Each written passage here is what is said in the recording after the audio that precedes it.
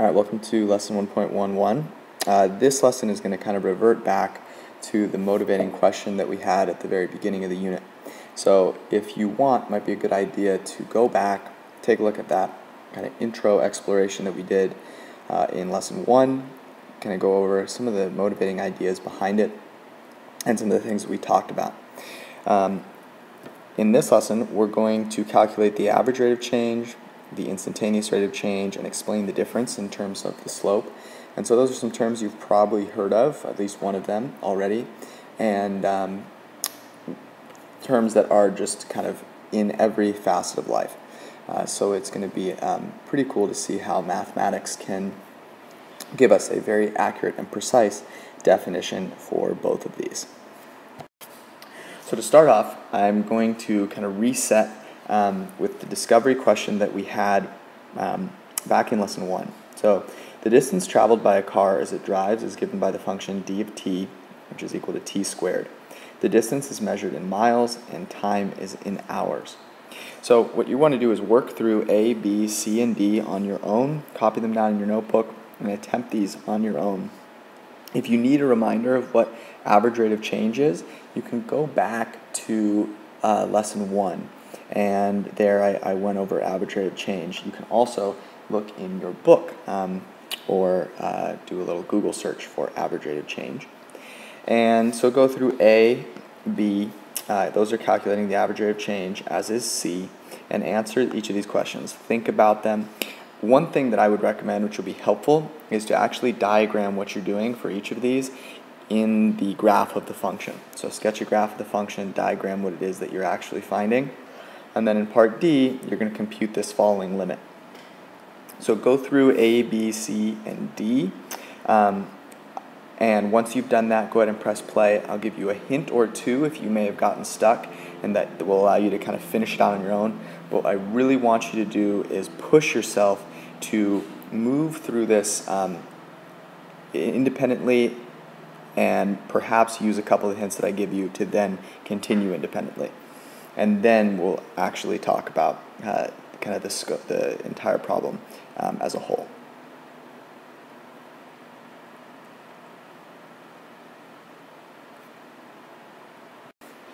So hopefully at this point you've gone through A, B, C, and D, and you're maybe looking for a hint or two. If not, you can skip ahead to where I get off of this page. But a couple of places that you may have gotten tripped up on is when I say compute the average rate of change on the interval from 2 to 8, what I mean is between the points where the x value is 2 and the x value is 8. Okay? So you'd be finding the rate of change between these 2 points. In other words, the slope of that straight line that connects it. Same with interval from 2 to 6, interval from 2 to 3, and from 2 to 2.1. Okay, so you can kind of envision that and represent it visually by marking those points and constructing the straight line.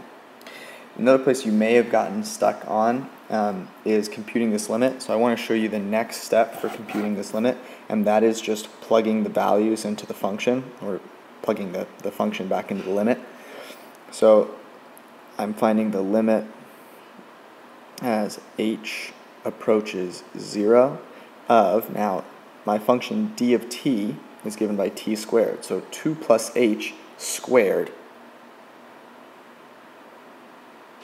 2 plus h squared minus d of 2 is 2 squared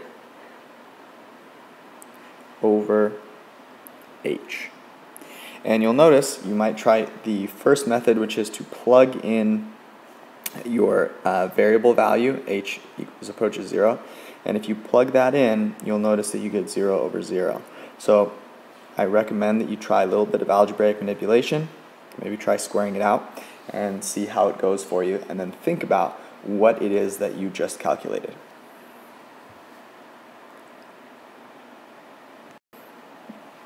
Alright, we're going to go through A, B, and C fairly quickly. A quick refresher on the average rate of change.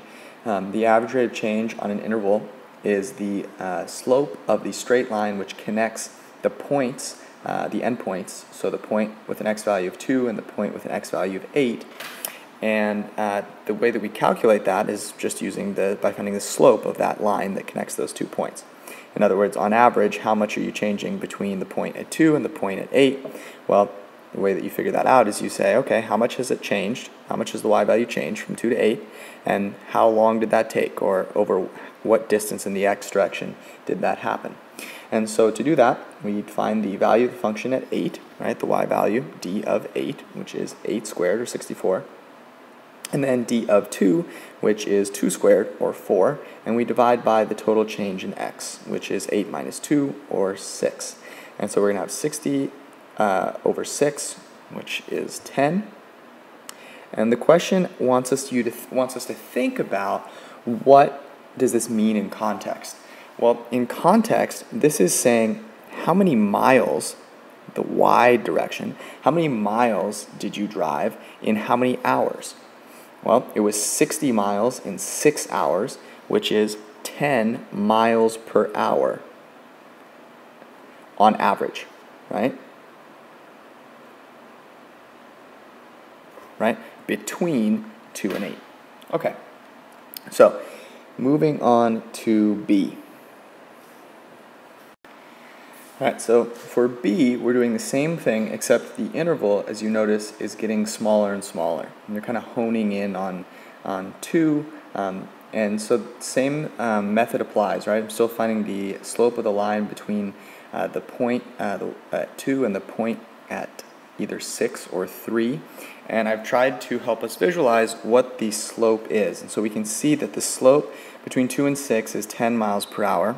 And we can see that that's steeper than the slope between 2 and 6, which is 8 miles per hour, which is still steeper than the slope between 2 and 3, which is 5 miles per hour. So what hopefully we're kind of getting closer to is an idea of what sort of a slope, what rate of change are we trying to get closer to? What are we approximating? And if you think about us trying to approximate the actual slope right at 2, you might notice that as we're creeping closer and closer in, the slope of the line that we're drawing matches up more closely with maybe the absolutely perfect, the line that would be right at 2 if you were to make that a perfectly straight line. Okay? So moving into C now, we are going to try and get even closer. Okay, so between the points 2 and 2.1, notice that's very, very close to 2, right? And the slope is getting even shallower. So if you were to imagine this slope between 2 and 2.1, so maybe 2.1 is right here, it's going to be even shallower than the one at 5. The slope of 5, which is on the interval from 2 to 3. And so hopefully what we're noticing is that this slope is getting lower and lower and lower, and it's getting closer and closer to hopefully what the true slope is, the true speed or rate of change right at 2. How fast is your car actually driving at 2? Okay? And so how could we keep making this better and better? And this is what we talked about in the first lesson, right? If we keep making this interval smaller, if we keep getting closer and closer to 2, we'll keep getting closer and closer to the true rate of change. However, what we notice that will happen is that as we make that closer and closer, we bump up to the problem, which is, what if you make it right at 2? Well, if you make it right at 2, if you find the average rate of change between 2 and 2, it's undefined, because you end up with d of 2 minus d of 2 over 0, which is just 0 over 0. And so here's where we can utilize this concept of the limit. And so that's what we're going to do in part D. Okay, so first things first, let's really think about what this limit is saying here, because this is where all the beauty of this expression lies. Notice when we were computing average rates of change, what we were doing is we were taking the value to the right and subtracting the value on the left, right? So in other words, on the interval from 2 to 2.1, I took d of 2.1 and subtracted d of 2. In other words, I was getting closer and closer to 2. I was adding just ever so little to 2 to get d of 2.1, right? as we get closer and closer to the true instantaneous rate of change, the little amount that we are going past 2 is going to be getting closer to 0. Hence why we have d of 2 plus h as h approaches 0. Because what we want to know is what is this average rate of change going to be as we are getting a smaller and smaller distance away from 2. Another thing is to notice that that's what we divide by, right? Whatever your distance is between your x values, that's what you're dividing by. So if you're going to go 0.1, d of 2 plus 0.1, you're going to be dividing whatever your change in y is by 0.1. And so this limit is, hopefully you're understanding, this limit is calculating for us exactly what the rate of change would be at the instant of 2. So, next step for us is to actually evaluate, and to do that we need to know what d of 2 plus h is. Well, d of whatever the input is whatever that input is squared, right? T squared. And so we have 2 plus h squared. So this will be the limit as h approaches 0 of 2 plus h squared minus d of 2, which is just 2 squared over h. So at this point we have a limit, and what we'd like to do is evaluate it. First thing we might try is substitution, but if you were to plug in an h value of 0, here we'd have 2 plus 0, which is 2 squared, minus 2 squared, which is 0, over 0, which is undefined. And so notice that this is what type of undefined this is. This is 0 over 0. So you imagine that as just an open point, which is undefined. And so we're going to try some algebraic manipulation to make this happen. So if you haven't already, try the algebraic manipulation. And once you have, then go ahead and we'll go through it.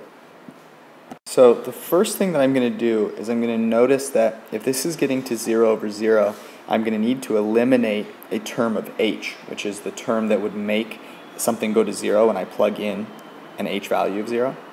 And so I'm going to first try and see if I can factor out an h here. I can't do that presently, so let me try squaring it out and see if that will help. When I square it out, I get 4 plus 4h plus h squared minus 4. And you'll notice that the minus 4's are going to cancel.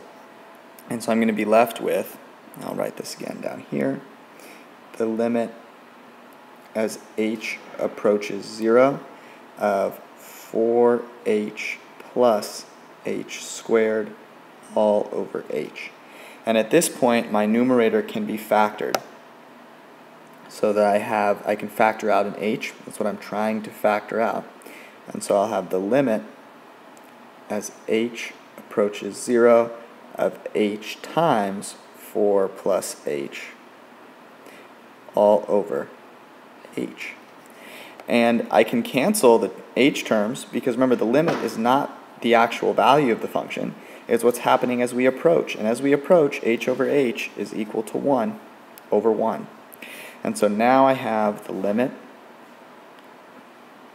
as h approaches 0 of 4 plus h.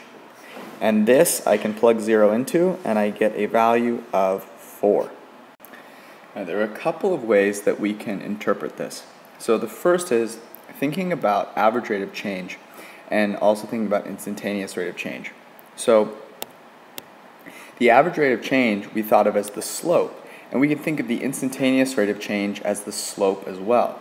While the average rate of change is the slope between these 2 points that we're using to calculate the average rate of change, the instantaneous rate of change is the slope right at that instant, or right at that very point. It's not between this point and anything else, it's just the slope right at this point. Okay? Another way of interpreting it is using the rate of change in context, right? On average, between the point on the interval 2 to 8, we have 10 miles per hour. That's how fast your car is traveling on average. And it's whittling down as we get closer and closer to 2. At that very instant, the speed at which the car is traveling is 4 miles per hour. And so what we've done is combined our understanding of limits our understanding of rate of change, and this is a pretty big moment. You have just discovered and calculated the instantaneous rate of change of a curve which is not a straight line. Okay, so what you've learned so far in your math career has kind of been geared towards this moment. You learned about straight lines. They have a constant rate of change. They have a slope, m, right? That's how we described it. And then when we learned about all these other functions, we noticed that they weren't straight. You might have been able to say they look kind of straight in certain places, and we use the average rate of change, in other words, the slope of straight lines between two other points on those curves, to get an estimate. Well, now we've actually learned about limits, and we've taken these two ideas and combined them to find the actual rate of change of a curve, not a straight line, at a given instant. Okay? So at this very instant, the rate of change is 4 miles per hour. So now let's go ahead and formally define what is meant by the instantaneous rate of change. All right, let's start with just a formal definition of the average rate of change, and this should be very second nature by now. The average rate of change is simply the amount of change divided by the time it took. All right, you have between point A and point B, find out how much the y value changed, divide by how much the x value changed. And so formally, if you want to find the average rate of change of a function on an interval from A to B, you're going to take the value of the function at B, subtract the value of the function at A, divide by the change in x, B minus A, and there you have your rate of change, which we think of as the change in x for every change, or sorry, the change in y for every change in x. Okay? Now we're going to define the instantaneous rate of change, and we've already done this. We're just going to put this now in formal language. Okay, so the instantaneous rate of change, and an identical way of thinking about it is the slope of a curve at a point, right? The instantaneous rate of change, or graphically we're thinking of it as being that slope at that exact point. Given a function f of x, the instantaneous rate of change at a point x equals a, so any point that you choose, a, and in other words, the slope of the curve f at the point x equals a is the limit as h approaches 0 of f of a plus h minus f of a over h. And the way to think about this is simply calculating the average rate of change as your other point is getting closer and closer and closer to the point you're concerned with. That's why we have this a plus h as h goes to 0. This is that other point. If you think about our example, we started with this other point being 8, and whittled it down to 6, down to 3, down to 2.1, and what we're doing is we're taking the limit as that other point gets closer and closer to a, meaning the value that we add on to a is 0, getting closer to 0, and we're dividing by the distance in the x direction, which of course is also given by h, because that's the distance in the x direction between a and a plus h. Okay? This is just a number, so I could say, when I'm going to want you to add this in here, the instantaneous rate of change, or the slope of the curve, whichever you use or want to think about it as, is a number. So, right? So is the number, and the reason I write this is it's helpful to just think about this as being a number. And what do we always use to represent the slope? We always use the letter m, and so you can just think of this as being the number m, which is equal to the limit as h approaches 0 of f of a plus h minus f of a over h, provided that the limit exists. Obviously, if this limit doesn't exist, then neither does that number, the slope, or the instantaneous rate of change. Okay, here's a problem for you to try. I'm going to start off with some fairly simple ones. Use your definition here for both average rate of change and instantaneous rate of change. And it might be helpful, you can sketch a graph if you'd like to kind of visualize and make sure that what you've got makes sense.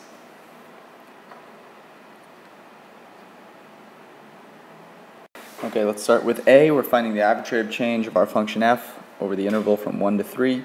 So we're going to find f of 3, f of 1, subtract to find the difference between those y values, and then divide by the difference in the x values, which is simply 3 minus 1. So f of 3 is going to be 3 cubed minus 3. 3 cubed is 27, minus 3 is 24. Minus f of 1. F of 1, well, we're going to have 1 cubed minus 1, which is 1 minus 1, or 0, divided by 2. And so what we end up with is a value of 12. Okay? Thinking of this in terms of the slope, right? This would be the slope of the line between the points with an x value of 1 and the point with the x value of 3, right? Okay, now moving on to part B. So the instantaneous rate of change of the function f of x at x equals 1, that's going to be equal to the limit as h approaches 0. Remember, we're getting closer and closer to our value of 1 here. F of 1 plus h minus f of 1 over h. Now again, it's important to just make sure you understand each piece of this limit and why it makes sense. The value h can be thought of as the way that we creep closer and closer to the point that we want to find the slope at. And so what we say is, okay, let's take this other y value, f of 1 plus h, and let's see what happens as h approaches 0, meaning we get closer and closer to the point we're concerned with. And so we're really just taking the average rate of change and looking at the limit of it as we're getting infinitely close by making h 0 to that point 1. Okay? So moving forward now, we're taking the limit as h approaches 0. And now we have to plug into our function here. So we have 1 plus h cubed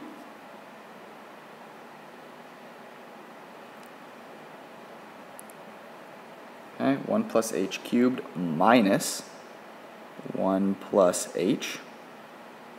Okay, so this would be f of 1 plus h. And maybe I'll do f of 1 in a different color. Minus f of 1. And remember, we're subtracting all of f of 1. But f of 1 is easy because it's 1 minus 1, which is 0. All divided by h. Now, we have a limit.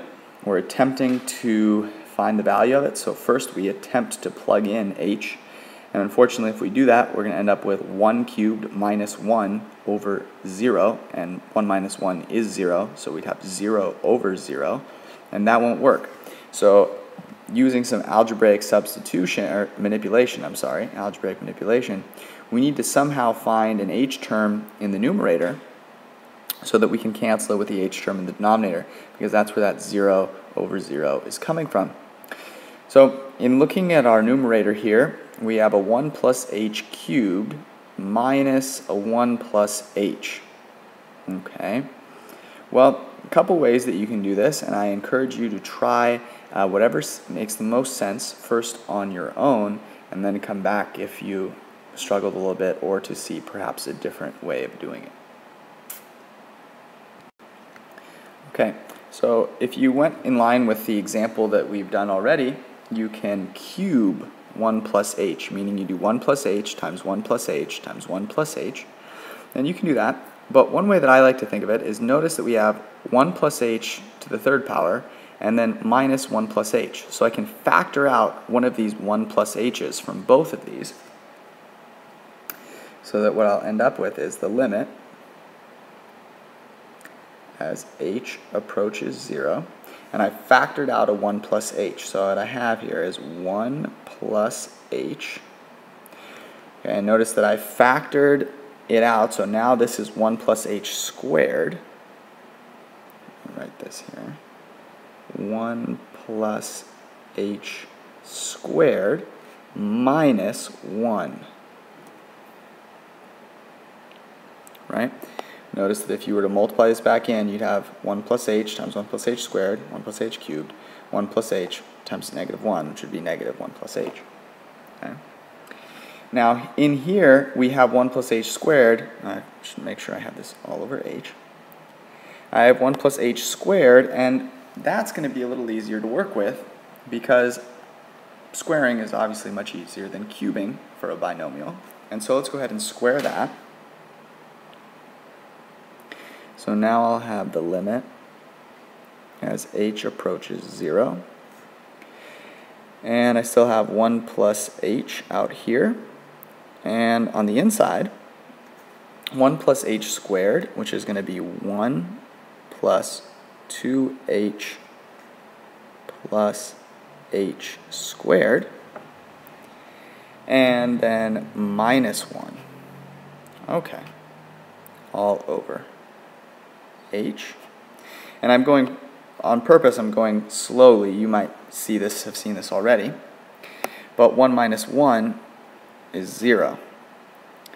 So now, I have the limit as h approaches 0 of 1 plus h times 2h plus h squared over h.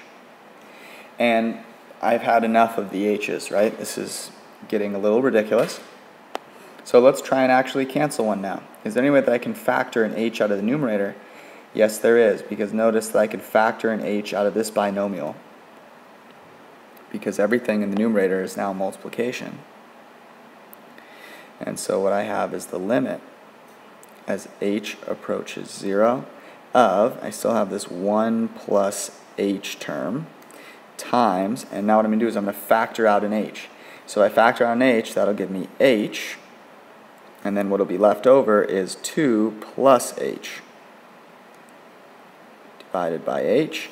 And I can cancel the h's because I'm taking the limit. I'm not actually looking at the value right at h, so it doesn't matter that h over h will be undefined when h is 0.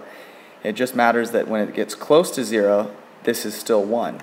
And so now I'm left with the limit as h approaches 0 of 1 plus h times 2 plus h. And what is that? Well, I can plug in 0 and I get 1 times 2, and that is 2. So the instantaneous rate of change when x is 1 has a value of 2. And you can just notice, what does this mean in terms of the slope?